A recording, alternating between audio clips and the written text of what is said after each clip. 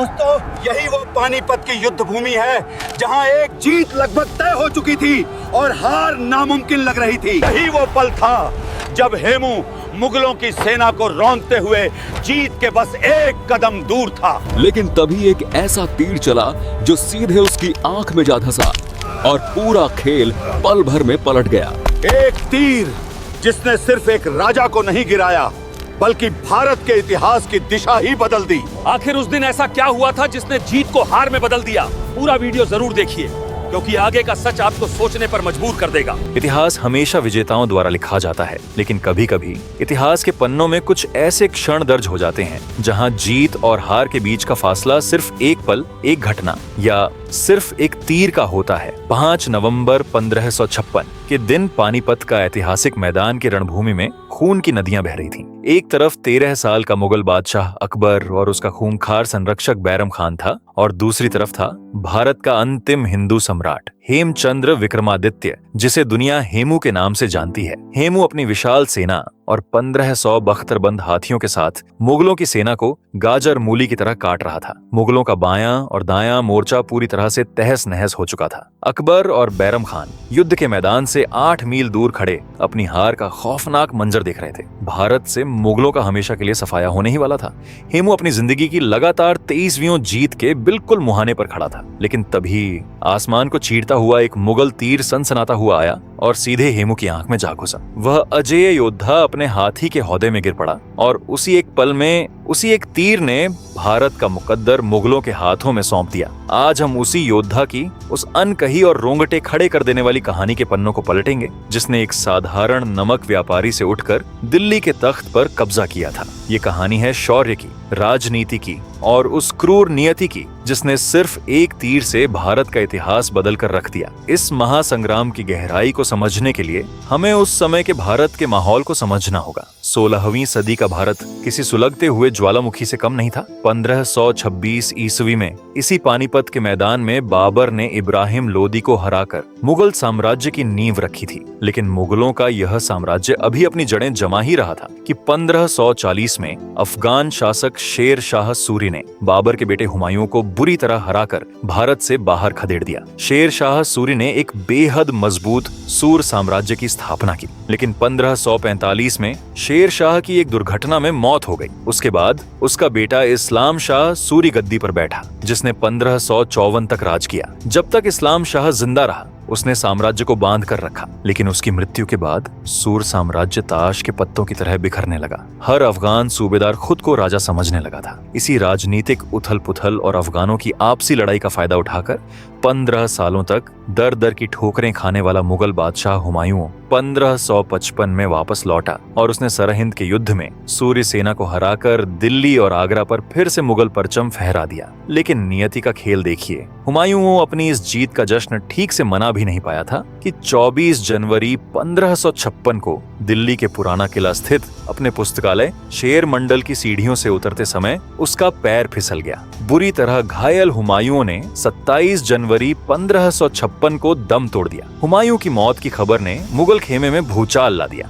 उस समय हुमायूं का वारिस अकबर केवल 13 या 14 साल का बच्चा था और वह अपने वफादार सेनापति बैरम खान के साथ पंजाब के कलानौर में अफगानों से लड़ रहा था। बैरम खान एक चतुर राजनीतिज्ञ था। उसने हुमायूं की मौत की खबर को कुछ दिनों तक छुपा कर रखा ताकि सेना में बगावत न हो जाए। 14 फरवरी 1556 को पंजाब के कलानौर में ही जल्दबाजी में ईंटों का एक चबूतरा मतलब तख्त अकबरी बनाकर युवा अकबर का राज्याभिषेक कर दिया गया। मुगलों का साम्राज्य इस वक्त सबसे कमजोर स्थिति में था। उनका कब्जा केवल काबुल, कंधार, पंजाब के कुछ हिस्सों और दिल्ली आगरा तक ही सीमित था।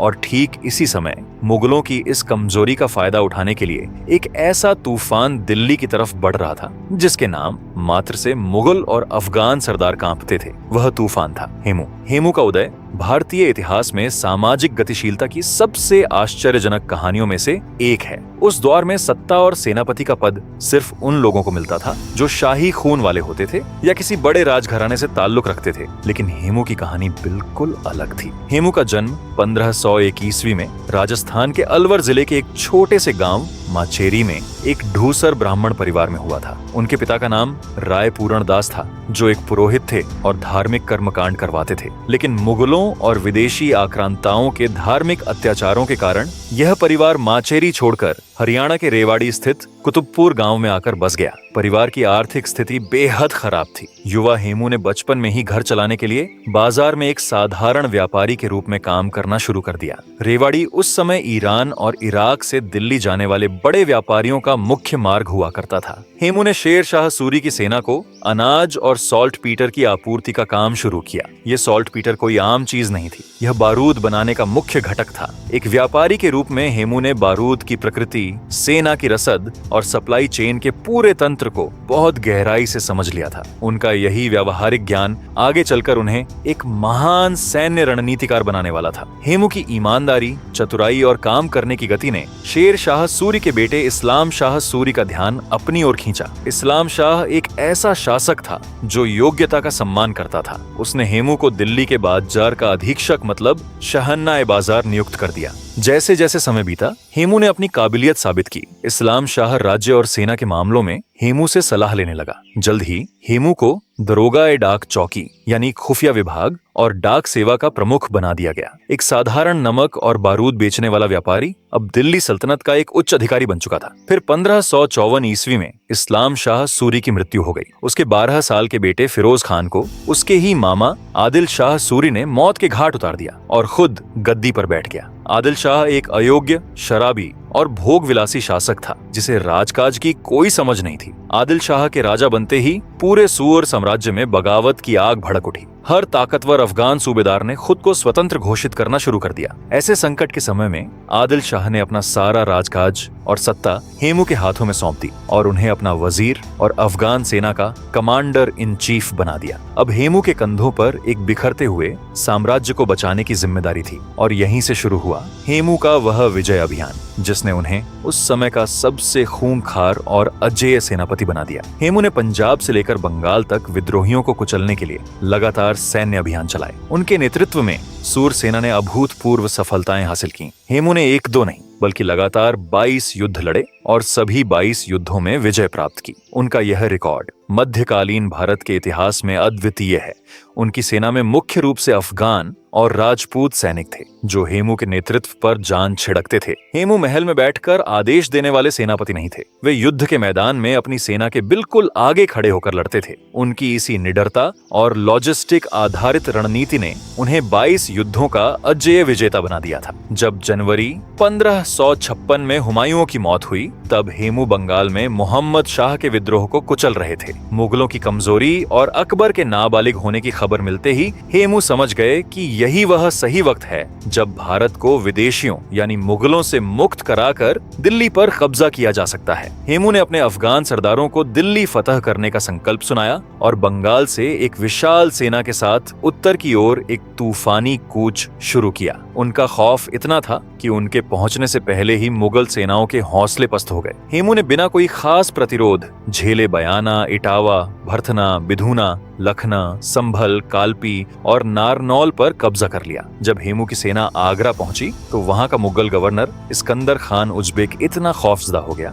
कि वह बिना लड़े ही शहर खाली करके दिल्ली की तरफ भाग खड़ा हुआ। आगरा के विशाल खजाने और हथियारों पर हेमू का कब्जा हो गया। अब हेमू का रुख दिल्ली की ओर था। दिल्ली की रक्षा की जिम्मेदारी मुगल गवर्नर तरदी बेग खान पर थी। तरदी बेग ने तुरंत पंजाब में बैठे अकबर और बैरम खान को आपातकालीन संदेश भेजा कि हेमू एक विशाल सेना लेकर आ रहा है, हमें तुरंत मदद की जरूरत है। बैरम खान ने स्थिति की गंभीरता को समझते हुए अपने सबसे भरोसेमंद सेनापति पीर मोहम्मद खान शेरवानी को एक बड़ी सेना के साथ दिल्ली भेजा और तरदी बेग को आदेश दिया कि किसी भी कीमत पर हेमू को रोकना है। दिल्ली के पास मुगलों ने एक वॉर काउंसिल बुलाई और तय किया कि वे भागेंगे नहीं बल्कि डटकर हेमू का सामना करेंगे। इधर हेमू अपनी 50,000 से अधिक की विशाल सेना के साथ तुगलकाबाद पहुंच चुके थे। जैसे ही युद्ध का बिगुल बजा, मुगल सेना ने एक सोची समझी रणनीति के तहत हेमू की सेना के दाएं और बाएं विंग पर बेहद आक्रामक हमला कर दिया। मुगलों के इस तेज हमले ने अफगान सेना को पीछे धकेल दिया।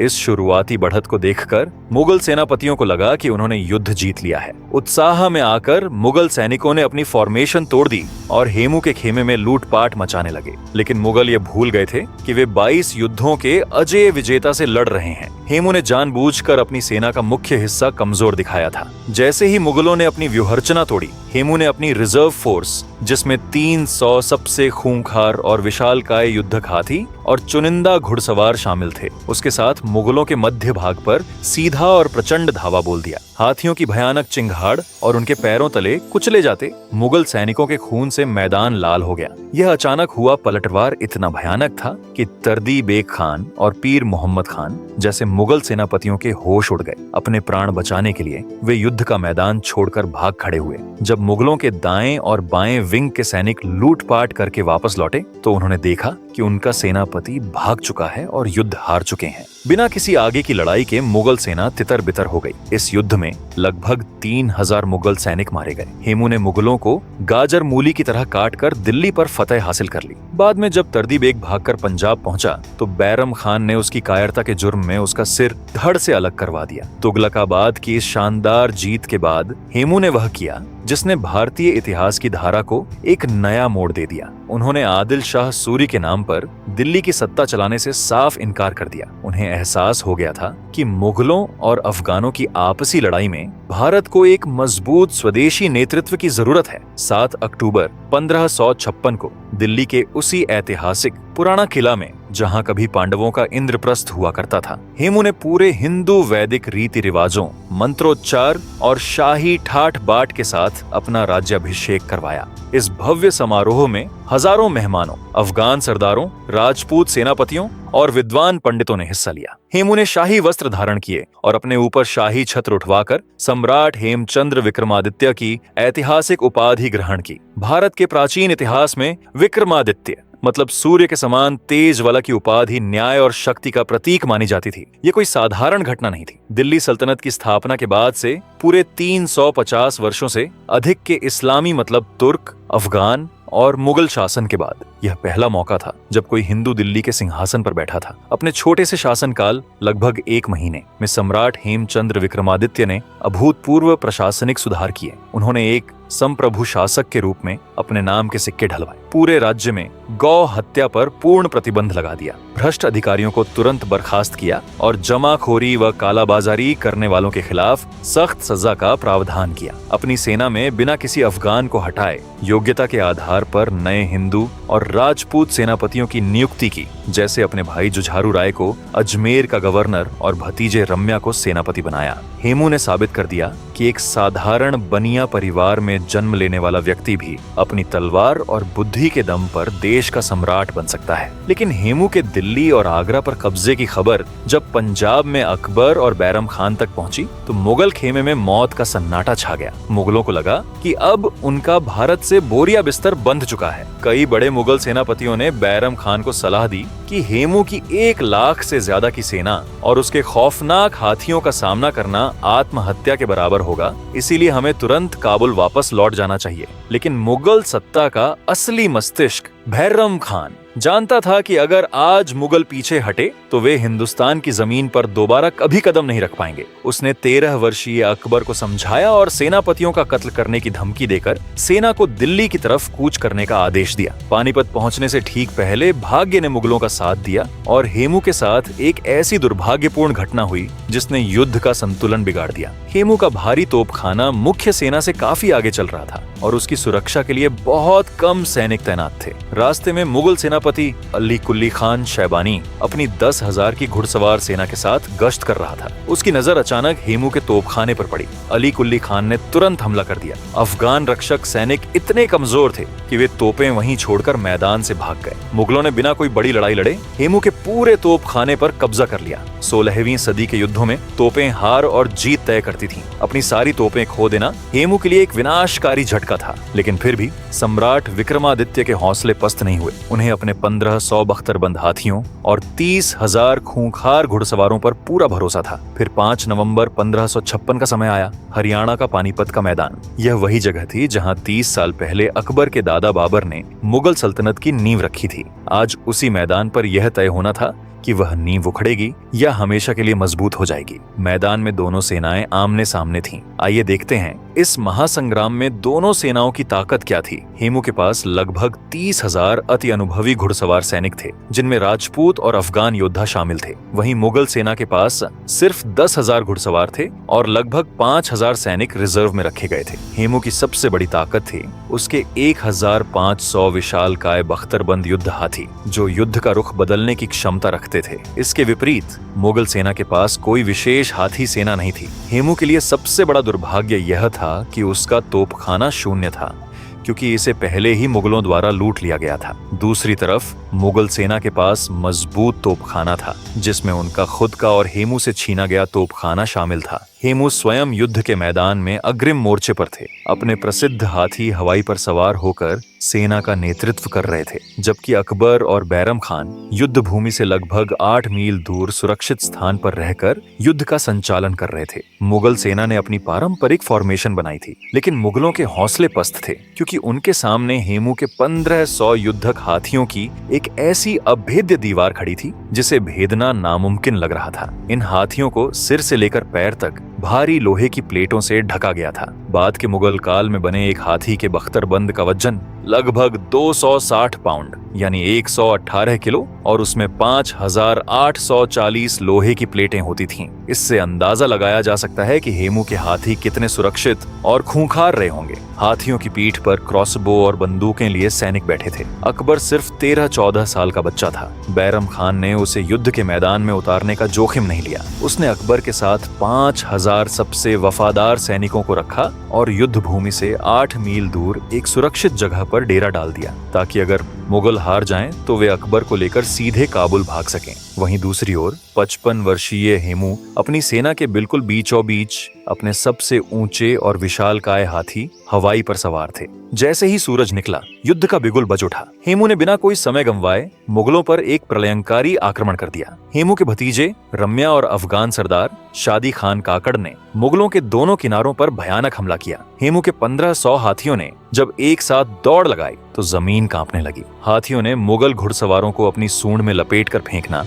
और पैरों तले कुचलना शुरू कर दिया। अबुल फजल ने इस खौफनाक मंजर को बयान करते हुए लिखा है, 2 सेनाएं इस तरह से टकराईं कि पानी में से आग पैदा हो गई। पूरी हवा खून से लाल हो गई और उनकी तलवारें ठोस माणिक की तरह चमकने लगीं। मुगलों का बायां और दायां विंग पूरी तरह से टूट गया। मुगल सैनिक अपनी जान बचाकर पीछे हटने लगे। मुगलों के छक्के छूट चुके थे। हेमू जीत के बिल्कुल दरवाजे पर खड़े थे। अपने दोनों विंग्स को पीछे हटता देख मुगलों के पास सिर्फ एक ही चारा बचा, अपनी व्हीलिंग टैक्टिक्स मतलब किनारों से घूमकर तीर चलाने की तकनीक का इस्तेमाल करना। मुगल घुड़सवारों ने हाथियों के सामने से हटकर उनके किनारों पर जाकर अंधाधुंध तीर बरसाने शुरू कर दिए, ताकि हाथियों की टांगों और महावतों को मारा जा सके। लेकिन हेमू का विजय रथ रुकने वाला नहीं था। मुगलों के किनारों को कमजोर पड़ता देख हेमू ने अपनी पूरी ताकत के साथ मुगलों के मध्य भाग को कुचलने के लिए अपने हवाई हाथी को आगे बढ़ा दिया। मुगलों की पूरी फॉर्मेशन टूट चुकी थी। भारत के इतिहास का पन्ना बस पलटने ही वाला था। हेमू अपने हाथी हवाई के हौदे में खड़े होकर अपनी जीत की हुंकार भर रहे थे। उनका पूरा शरीर अभेद्य लोहे के बख्तरबंद से ढका हुआ था। मुगल तीरंदाज लगातार उन पर तीर बरसा रहे थे,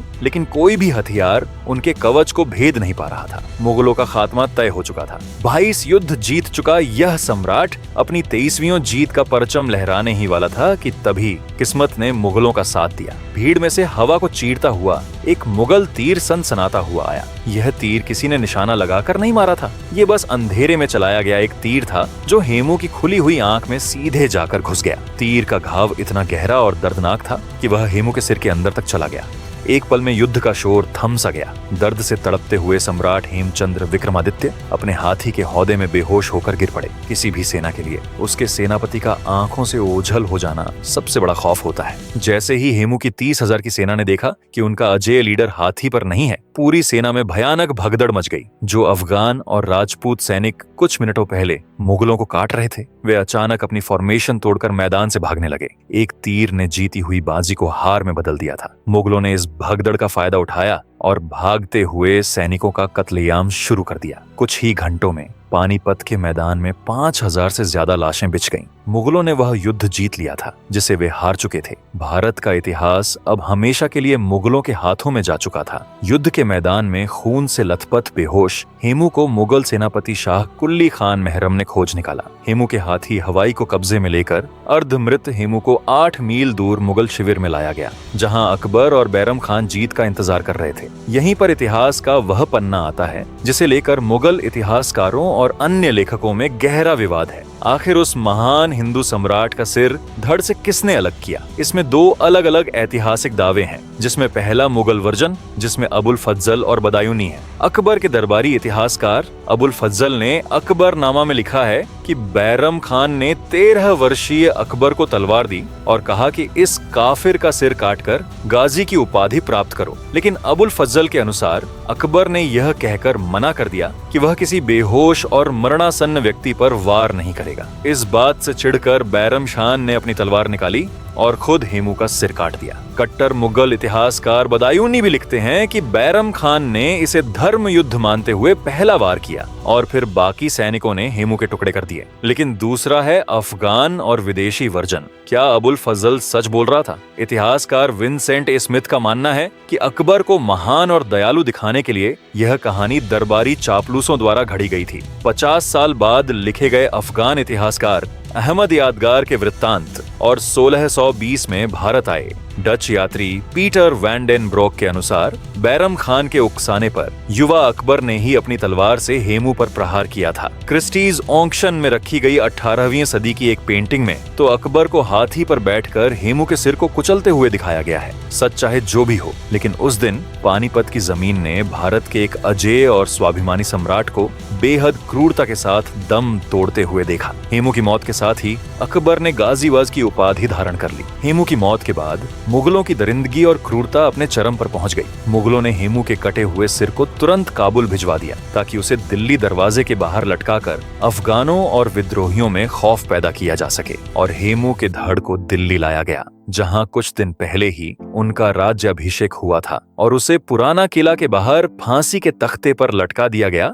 ताकि स्थानीय लोगों की रूह कांप जाए। लेकिन मुगलों की नफरत यहीं शांत नहीं हुई। बैरम खान ने पीर मोहम्मद नाम के एक क्रूर मुगल सेनापति को हेमू के परिवार का खात्मा करने के लिए राजस्थान के अलवर भेजा। पीर मोहम्मद ने माचेरी गांव में हेमू के परिवार को घेर लिया और हेमू के 80 साल के वृद्ध पिता रायपूर्ण दास को बंदी बना लिया। पीर मोहम्मद ने उस बूढ़े पिता के सामने एक शर्त रखी, अगर तुम इस्लाम कबूल कर लो तो तुम्हारी जान बख्श दी जाएगी। उस 80 वर्षीय निहत्थे पिता ने मुगल सेनापति की आंखों में आंखें डालकर जो जवाब दिया वह भारत के इतिहास में स्वाभिमान की सबसे बड़ी मिसाल है। रायपूर्ण दास ने सीना चौड़ा करके कहा, मैंने अपनी पूरी जिंदगी पिछले 80 सालों से सिर्फ अपने ईश्वर की पूजा की है। आज इस बुढ़ापे में सिर्फ मौत के डर से मैं अपना धर्म क्यों बदलूं? यह सुनकर बौखलाए मुगल सैनिकों ने बिना किसी दया के उस 80 वर्षीय वृद्ध का सिर धड़ से अलग कर दिया। हालांकि इस पूरे नरसंहार के बीच मुगल सेना हेमू की पत्नी को पकड़ने में नाकाम रही। बताया जाता है कि वे किसी तरह जान बचाकर बीजावाड़ा के घने जंगलों में भागने में सफल रहीं और उसके बाद उनका इतिहास में कोई सुराग नहीं मिलता। हेमू के बचे हुए 120 युद्धक हाथियों पर भी मुगलों ने कब्जा कर लिया, जो मुगल साम्राज्य के विस्तार का एक प्रमुख हथियार बने। सालों तक मुगल और वामपंथी इतिहासकारों ने हेमू को इतिहास के पन्नों में महज एक विद्रोही या बनिया कहकर छोटा दिखाने की कोशिश की। तो दोस्तों, उम्मीद है आपको यह वीडियो पसंद आया होगा। अगर आपको ऐसे ही और हिस्ट्री में इंटरेस्ट है तो आप स्क्रीन पर दिख रहा बाजी प्रभु देश पांडे और पावन खिंड के युद्ध का वीडियो जरूर देखें। यह वह कहानी है जहां सिर्फ 300 मराठा योद्धाओं ने 10,000 दुश्मनों को रोककर अपने राजा को सुरक्षित निकलने का समय दिया था। एक ऐसी वीरता की मिसाल जिसे सुनकर आज भी रोंगटे खड़े हो जाते हैं। स्क्रीन पर क्लिक करके जरूर देखें। बाकी आप अपने और अपने परिवार का ख्याल रखें। जय हिंद।